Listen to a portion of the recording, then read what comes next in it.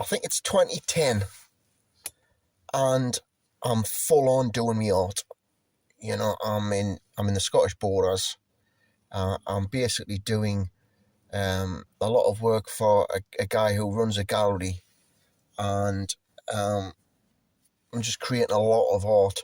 I'm doing statement pieces. I'm in a nice place, a nice house, country house, and 3-bedroom jobby. That's what you could get back in the day, and you can't get anywhere now.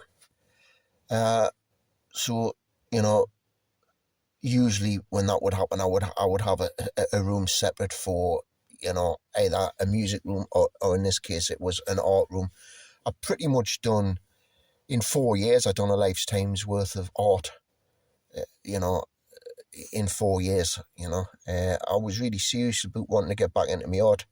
Fortunately, I did get me work into a lot of galleries, and I did sell some pieces, and they were big pieces, like statement pieces, like, and so it wasn't craft shop stuff. It was like making, they were expensive to buy, not like daft money, but it wasn't arts and crafts. It was proper gallery stuff. So so it's got to be 2010. I'm working on a large piece. Now, when I say a large piece, it's about this, I've always been crap at 3 foot by 3 foot or something like that. Big squares. I used to like to paint on MDF. Piece of MDF wood. You put like a white undercoat down, and then I'd start drawing over the top of it and then painting over it. Take us a month to do one of these, which is quick actually for the size of the painting. And of course, when they were framed up in big chunky black frames, they looked $1 million, like really, really good. Like, and I was really proud of what I was doing. It was original, and I can always go back to that. Although I don't think I will do, but I did create a lifetime's worth of art, and like I say, I'm very proud of that. So I'm working on a piece, and on this piece it wasn't one of my better ones, but when I looked out of the upstairs bedroom window art room, I would look down on this, which had been like a rose garden. The previous people renters were a couple, and they'd look after the garden, so it was all still, it's, I'm not a gardener, so, I had this, so that looks good, that, and I'm looking down on it. So I have this idea of incorporating this sort of garden into a large, it's not 3 foot by 3 foot, is it? It's like, is it 3 meters by 3 meters? Bloody tabletop piece of art, big thing. 3 doors stuck together size, so it's a big piece. What I would do is, quite often I would take photographs and use that as reference, so that's personal reference to me. So it was going to be, which it was this garden with lots of white rabbits in it, and a border all the way around with intricate, for some reason, half of it was, down one side it was demonic, and down the other side was angelic. So there's like good and evil going on, and inside is this garden with the rabbits and the flowers and the greenhouse and what I was just saying outside. So, as I was out taking photographs of the garden, next door there was Jehovah's Witnesses couple. A young couple lived next door with the kids. I hadn't been in there long. I was just there with my dog.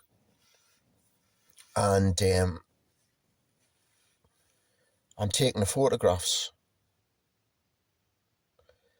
And you know, getting some of the hedges in. I'm not strictly just pointing downwards. And I go take the photographs from that and put the photographs into my laptop. And then I'm getting the photographs, so I can use that as reference for this painting. And I just see a dot in the cloud, in the sort of sky of this, and I sort of, what's that? So I zoomed the picture up, and then I zoomed the picture up again. It's a fucking UFO. As late as day. It's a UFO. It's your sort of, it's a flying saucer. You know, it wasn't anything wrong with the film.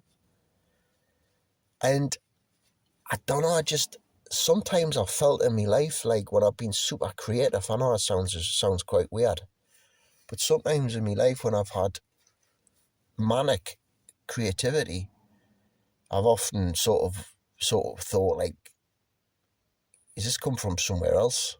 Just a daft thought, like, you know.